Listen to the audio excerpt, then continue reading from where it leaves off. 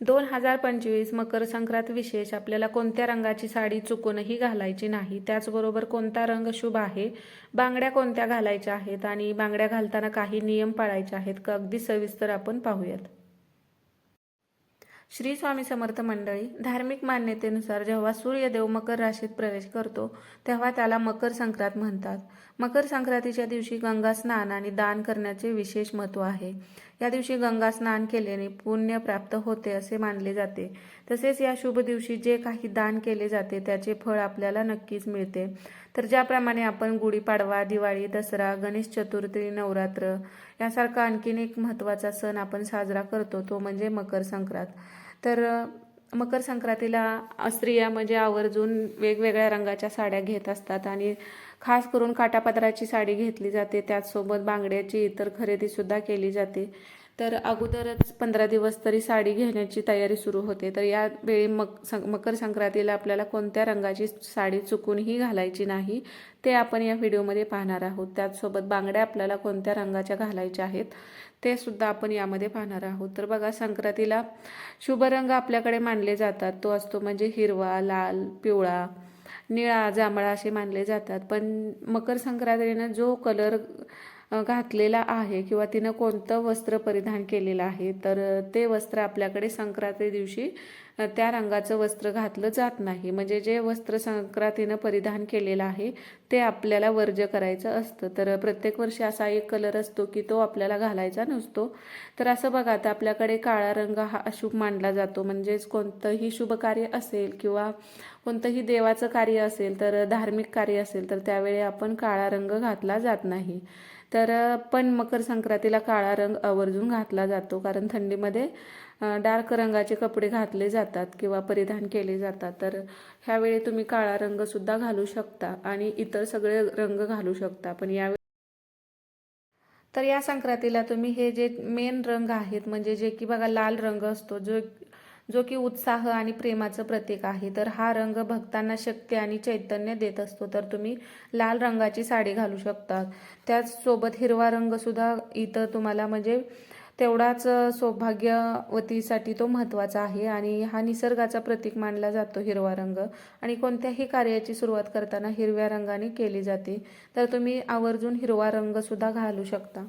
त्याचसोबत तुम्ही इथं केशरी रंग आहे, ऊर्जा आणि आनंदाची भावना निर्माण करतो आणि मन आपलं उत्साही ठेवण्यास मदत करतं. तर केशरी रंगसुद्धा तुम्ही घालू शकता. त्याचसोबत मोरपंखी रंग आहेच ते म्हणजे व्यक्तीचं व्यक्तिमत्व दर्शवण्याचा प्रयत्न करतो. तसेच समृद्धी आणि नाविन्यता या रंगामध्ये आहे, त्यामुळे मोरपंखी रंग घालू शकता. आणि महिलांचा सगळ्यात आवडता रंग म्हणजे बऱ्यापैकी महिलांना गुलाबी रंगसुद्धा आवडतो. तर गुलाबी रंग सार्वत्रिक प्रेम आणि आपुलकीचं प्रतीक आहे. तर गुलाबी रंगसुद्धा तुम्ही घालू शकता. मग इतर आता ग्रामीण भागात काळा रंग जास्त करून घातला जात नाही, पण शहरात मकर संक्रांती ही काळ्या रंगावरतीच केली जाते.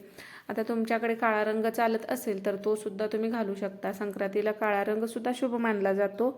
आणि त्याचसोबत आता आपल्याला कोणता रंग घालायचा नाही तर बघा, सूर्याचे मकर संक्रमण बालव कर्णावर होत असल्याने वाहन वाघ असून उपवाहन घोडा आहे आणि तिने पिवळे वस्त्र परिधान केले असून हातात गदा घेतली आहे.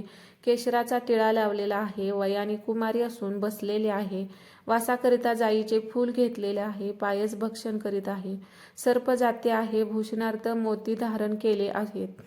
वार नाव आणि नक्षत्र नाव महोदरी असून सामुदाय मुहूर्त 45 आहेत. तर पूर्वेकडून पश्चिमेत जात आहे व वायव्य दिशेस पाहत आहे. तर संक्रांतीचे फळ, संक्रांतीने ज्या वस्तू परिधान केल्या आहेत त्या वस्तू महाग होतील आणि संक्रांती जेथून आली आहे तेथील जनतेला सुख प्राप्त होईल. तर बघा, आपल्याकडे म्हणजे पूर्वीपासून ही परंपरा आहे की म्हणजे संक्रांतीने जे वस्त्र घातलेलं आहे ते वस्त्र आपल्याला म्हणजे ज्या कलरचं वस्त्र घातलेलं आहे, जो रंग आहे तो आपल्याला घालायचा नसतो.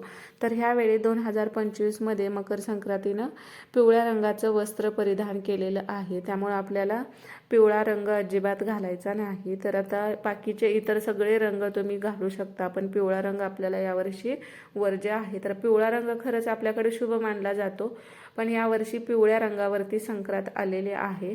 तर पूर्वीपासून आपल्याकडे हीच परंपरा आहे की संक्रांतीनं ज्या रंगाचं वस्त्र परिधान केलेलं आहे ते आपल्याला त्याग करायचा आहे तो रंग, आणि त्या दिवशी आपल्याला तो रंग अजिबात घालायचा नाही. तर तुम्ही ह्या वर्षी आता बघा, संक्रांत म्हणली की महिलांचा खूप असा उत्साहाचा आणि ह्याचा आनंदाचा क्षण असतो. त्याचबरोबर सौभाग्याचा हा दिवस असतो. तर अगोदरच 15 दिवस तरी महिलांची तयारी चालू होते, कारण ब्लाऊज शिवायचे असतात. मग काठापदराची साडी संक्रांतीला आवर्जून घातली जाते आपल्याकडे. तर काठपदर असलेल्या साडीला पण म्हणजे वाण घेताना काठपदराची साडी असावी असं मानलं जातं. तर आवर्जून म्हणजे महिला ह्या काठापदराची नवीन साडीची खरेदी करतात. तर साडी घेत असताना आपण पिवळ्या रंगाची साडी मात्र घ्यायची नाही. आता इतर तुमचा कोणताही आवडीचा रंग असेल तो तुम्ही घेऊ शकता, आणि त्याची तयारी मग आतापासूनच आपल्याकडे संक्रांतीची तयारी सुरू होते. त्याचसोबत आपल्याकडे बांगड्या म्हणाल तर हिरव्या बांगड्याच आपल्याला परिधान करायच्या आहेत. आता साडीच्या मॅचिंगच्या बांगड्या बऱ्याच जणी घालतात, पण आपल्याला संक्रांतीला तर अशाच मेटलच्या किंवा प्लास्टिकच्या इतर ह्याच्या बांगड्या घालण्यापेक्षा तुम्हाला काचेच्या 2 का होईना पण तेवढ्या बांगड्या घालाव्या लागतात. तुम्ही इतर घातल्या कोणत्या तरी या दिवशी हिरव्या बांगड्यांना फार महत्त्व आहे. त्यामुळे संक्रांती दिवशी तरी तुम्ही एक दिवस हिरवी बांगडी घालू शकता. आणि बांगडी घालताना पण आपल्याला एक नियम असतो बघा, लग्नामध्ये नवरीला जसा चुडा भरतात तर एका हातात एक जुळी म्हणजे जुळी असते किंवा जोडी म्हणतात ती जास्त घातली जाते. त्याच पद्धतीने संक्रांती दिवशी सुद्धा आपल्याला एका हातात 1 किंवा 2 बांगड्या जास्त घालायच्या आहेत दुसऱ्या हातापेक्षा. कोणत्याही हातात तुम्ही कमी जास्त घालू शकता, पण दोन्ही हातात एकसारख्या बांगड्या घालायच्या नाहीत. हा नियमसुद्धा आपल्याला पाळायचा आहे. त्याचसोबत बघा, संक्रांतीला जे चुडं आणि पाटल्या जे की सौभाग्य अलंकार हे सुद्धा मानलं जातं. तर बऱ्याच ठिकाणी अशी सुद्धा परंपरा आहे की बघा, माहेरी आल्यानंतर मुलगी असेल किंवा आपल्या घरी कोणती सुवासीन आली असेल तर काही ठिकाणी म्हणजे ब्लाऊज पीस घालून ओटी भरतात, तर काही ठिकाणी चुडं सुद्धा घातलं जातात. तर ही आपल्याकडे खरंच अशी पद्धत आहे. आता प्रत्येक भागानुसार काही ठिकाणी ब्लाऊज पीस ओटीला घालतात तर काही ठिकाणी चुडंसुद्धा घालतात. तर हे सौभाग्य अलंकार आहे. त्याच पद्धतीने आपल्याला मकर संक्रांती दिवशी सुद्धा चुडं आणि पाटल्या घातलं जातात. तर पाटल्या म्हणजे नणंदबाई असं आपल्याकडे मानलं जातं. तर चुडा आणि पाटल्या ह्या दोन्ही घातल्या जातात. हे फक्त एक दिवसच आपल्याला घालायचं असतं.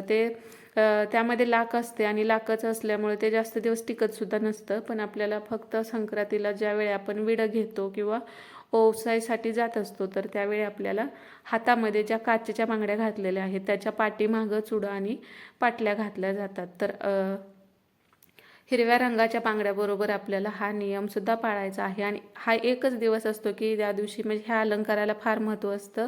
चुडं आणि पाटल्या तर त्या तुम्हाला अवश्य घालायच्या आहेत. तर मकर संक्रांती दिवशी तुम्ही हे नियम पाळू शकता.